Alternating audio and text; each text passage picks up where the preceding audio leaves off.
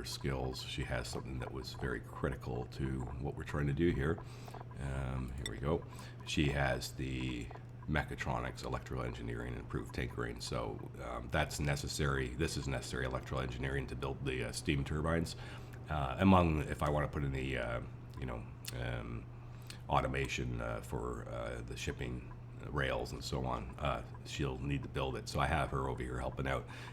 Obviously she doesn't have digging and construction, but her skills are fairly high, so she can certainly help with all that stuff. But so we did that. They're holding up very well. As you can see, they're both out right now, 0% stress. The system is working pretty much flawlessly. You do have to keep an eye on it. If anything goes wrong, it can break down. So let's say radiation sickness, it can break down.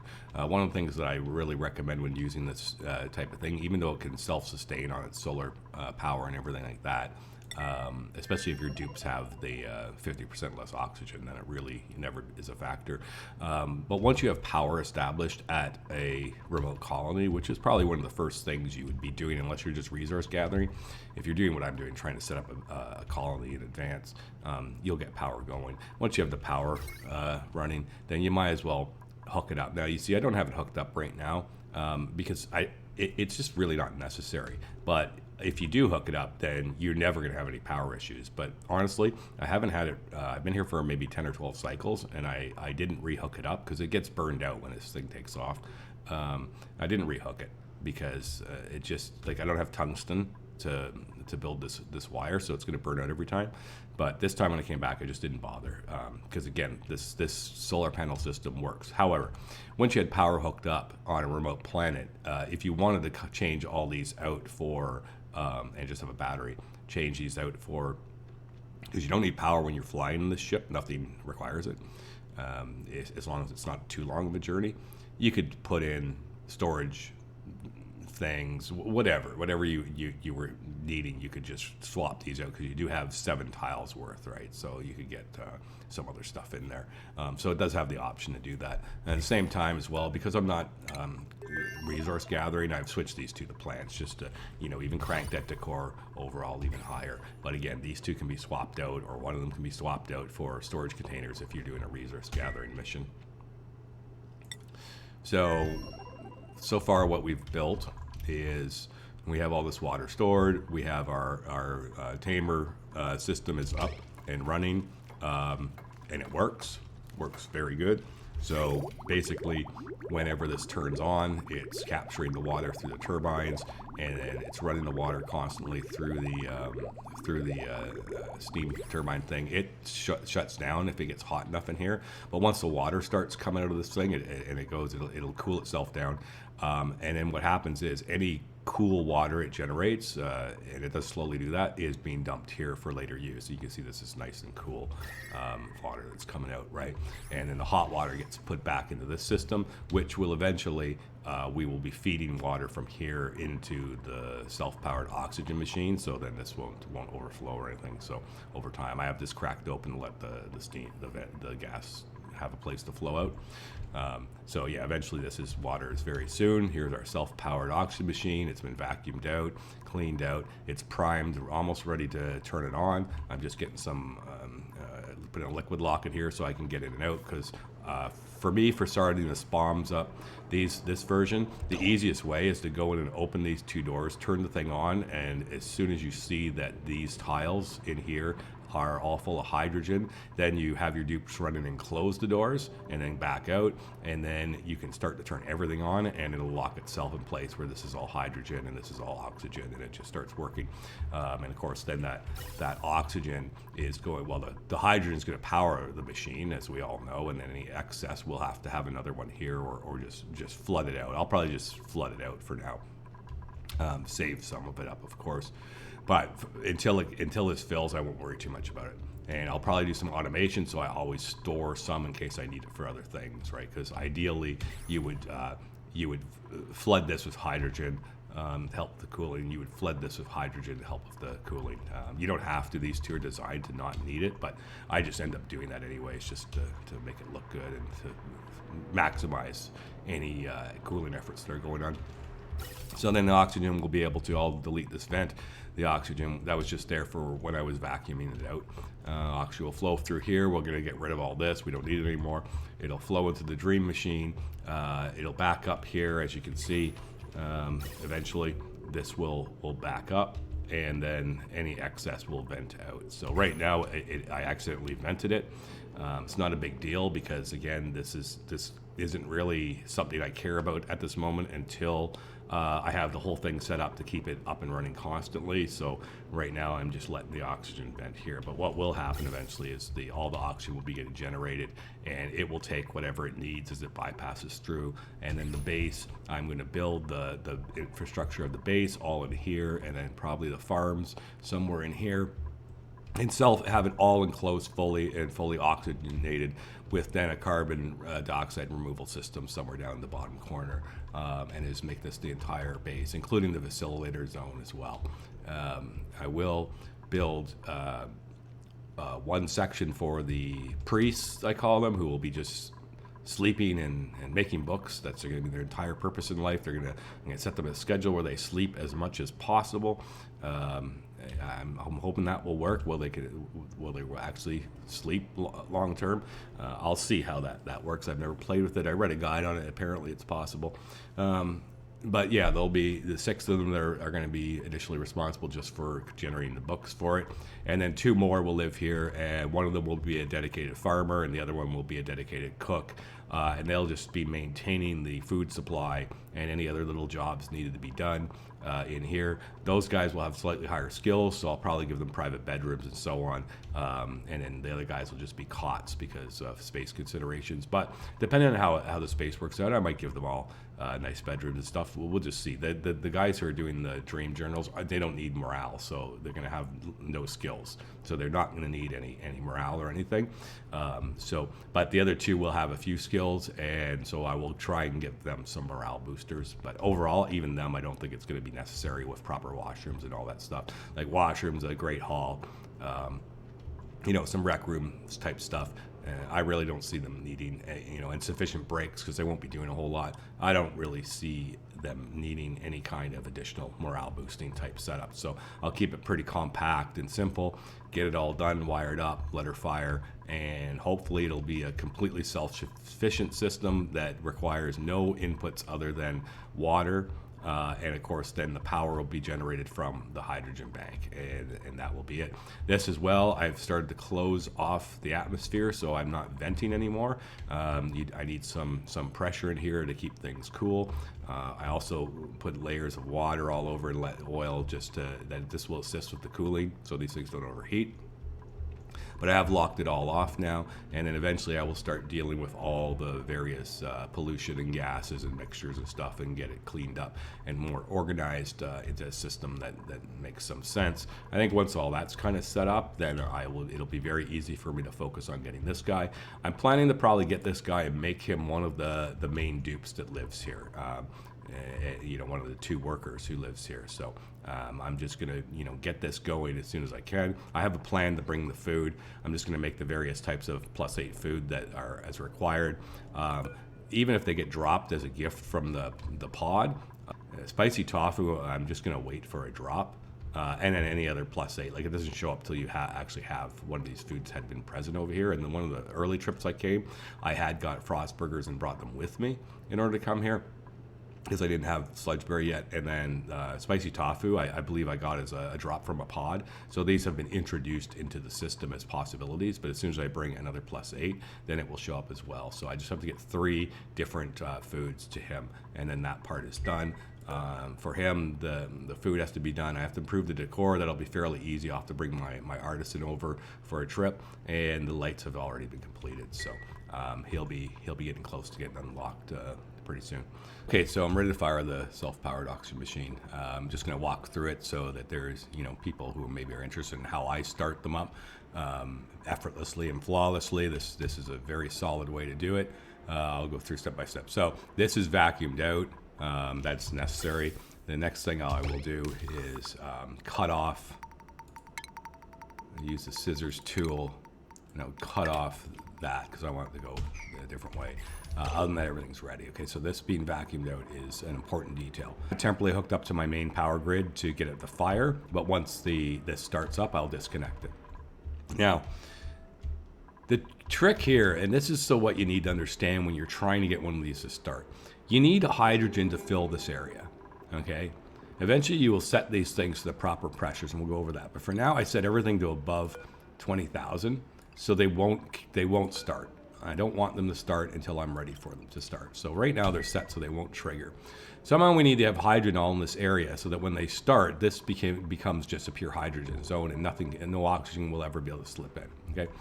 How do you get that in there? There's a couple ways. Well, if you have a hydrogen line somewhere, which I do, but mine are pretty far away. I don't want to run a line all the way here just to fill some hydrogen there, right? So you could do that, but the easiest way to do this, if you have access to hydrogen, and if you don't, you can get it because this thing will generate hydrogen, right? I mean, you can get some. It just gets a lot trickier because you'd have to turn it on to generate some hydrogen, get the packets you need of hydrogen, and then shut it down, let it re-vacuum itself out, and then do this trick, okay? But again, it's always doable. So what I need is some hydrogen. Well, there's, let's see, do we have any around? Because there's two ways to get it. One is if you have a bottle of it sticking around somewhere, and I thought I did from earlier. I thought I had one bottle of it somewhere, but maybe I don't. Anyways, I'll just do the proper technique. If you have hydrogen in pipes somewhere, such as I do here, you just go and tell them to empty it. Okay. So we'll let them do that.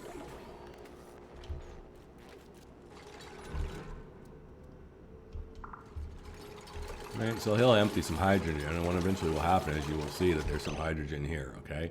And that's more than enough, so we're going to tell him to cancel that. Okay, so here's 4,000 grams of hydrogen. Move to here. And this is why I build a liquid lock into this area, so my dupes can get in and do things after I've vacuumed it out. So you have to wait for the dupe, of course, to bring that bottle. I have nothing else queued for them to do, so they should be quick about that. Okay, that's there. Tell them to empty it. Okay, now what do we have?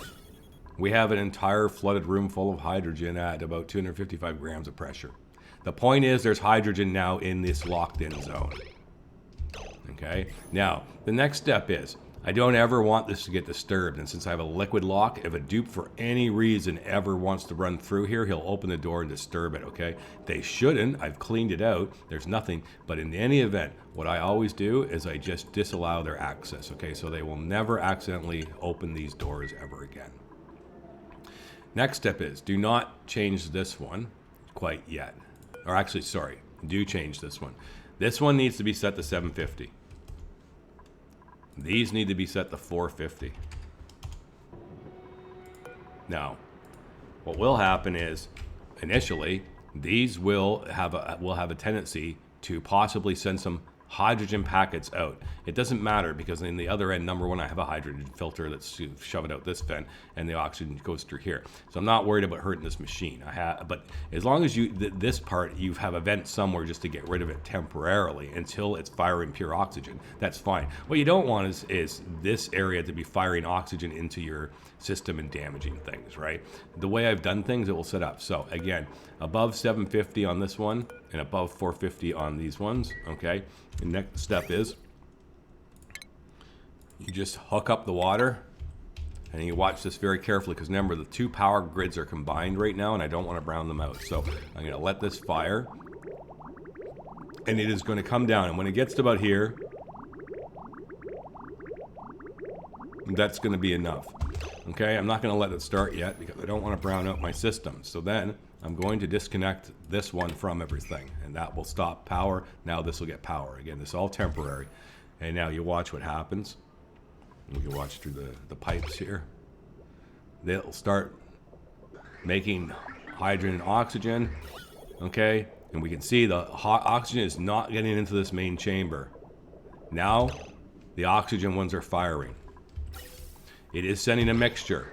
But very shortly, that mixture stops. Now, if this was hooked up to a place you didn't want hydrogen, you could go, okay, sever this pipe here, like just with the scissors, and then you could tell your dupes to drain the hydrogen out. It would appear in bottles. You could just take it to space and vent it. And that's one way to get those couple initial packets out of there, okay? Or if you're like me and it doesn't matter right now, you can just let it run through. But at this point, this is going to now generate pure oxygen out of here. It will not generate hydrogen, because what is about to happen is this one is going to fire, right? We are up to 526, and you'll see it is going to build up in pressure. It's going to get up to the 750. Here it goes. And we're going to see it fire any minute now. And boom. Okay. And what is going on now? Hydrogen is pumping out. Only hydrogen. And it's going to pump into here. And when it hits this part here, boom. Okay, now stop. Disconnect this from that. It is on its own now. Then you can rehook up your severing of your main line, and that is back to going, which means that this pump will start supplying again, and that is more or less it. It is set up. The hydrogen's going to self-power it, and the oxygen is going to come flooding out and go where we want it. And as we can see, this is what we want. This is going to give oxygen to my base, and the hydrogen is going to power it. And at this point, if you want to, you can lock it all up. And I have no reason to leave it unlocked. I think it looks better if you lock it up. It's just less likely to have any problems. So I will just tell my dupes to finish it off. And that system is set it and forget it. It is done. And the water for it will be supplied here. And the only other consideration that you would have to make is about heat, okay? But generally these things keep themselves cooled through the way this is set up. They don't overheat. Okay, so I've progressed some work along, still got a lot of stuff queued up, cleaning things out, starting to develop the first initial layouts of the base.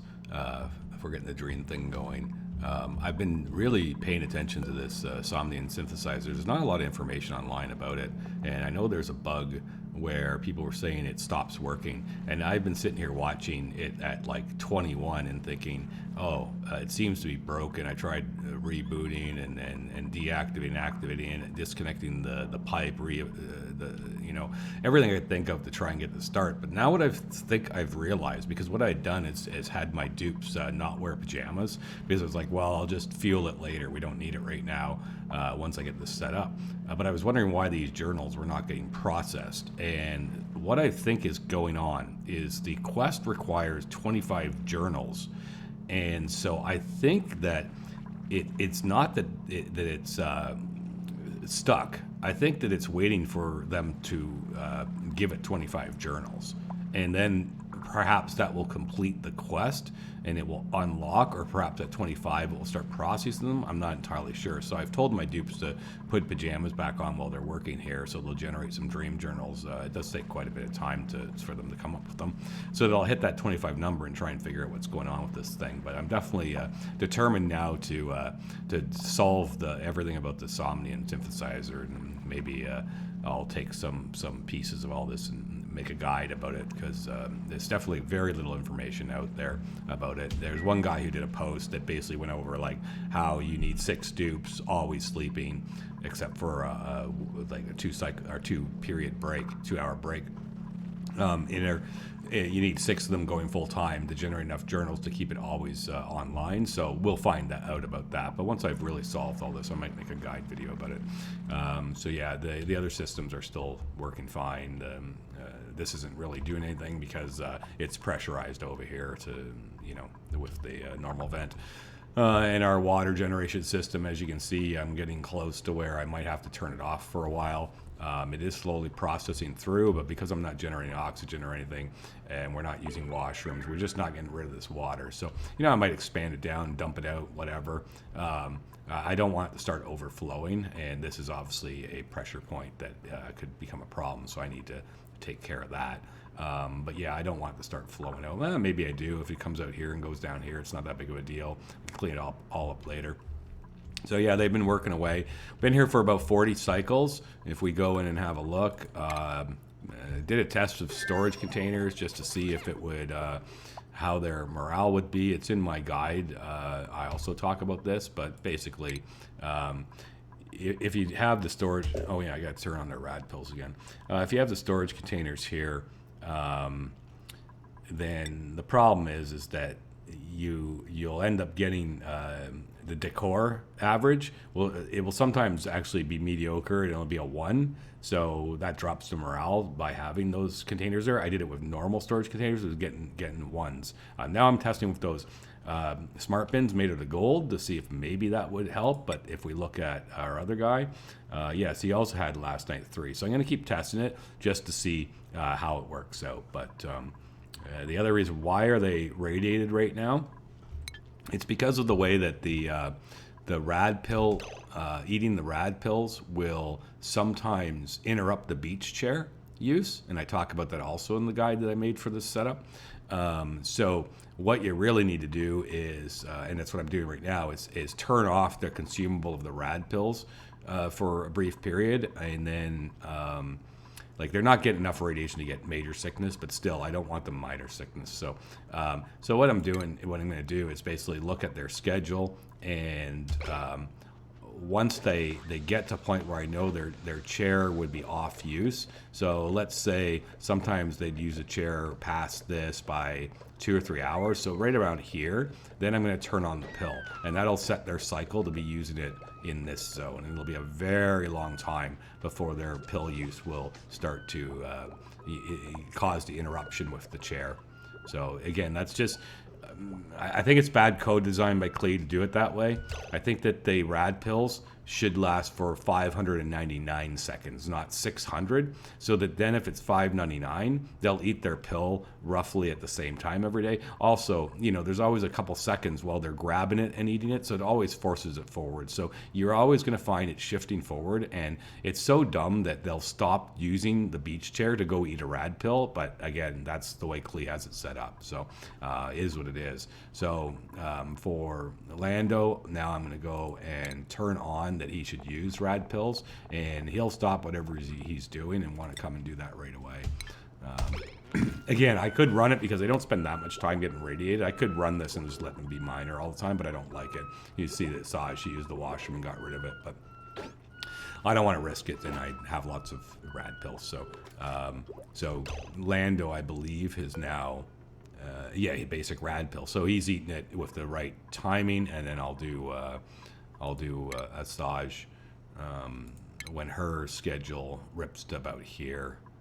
Then I'll do hers. So I'm very close to having them pull out of here because, as I said, they've been here for about 40 cycles or so. Things have been going well. System's working, but we can see the food. It's down to like they have about 10 cycles. They go through 4,000 a day. So we got about 5 cycles left, so it's time to head out. So more or less, I'm gonna go back. I don't need a Saj here anymore. What I do need though is an artisan, and researcher who can do the geo stuff. So I want to bring back a researcher artist to take care of a bunch of stuff, and then once I'm done with them, what I need them to do, then I'll run them back out of here and go and get Luke, who is a much better constructor than the other ones, and it'll speed things up.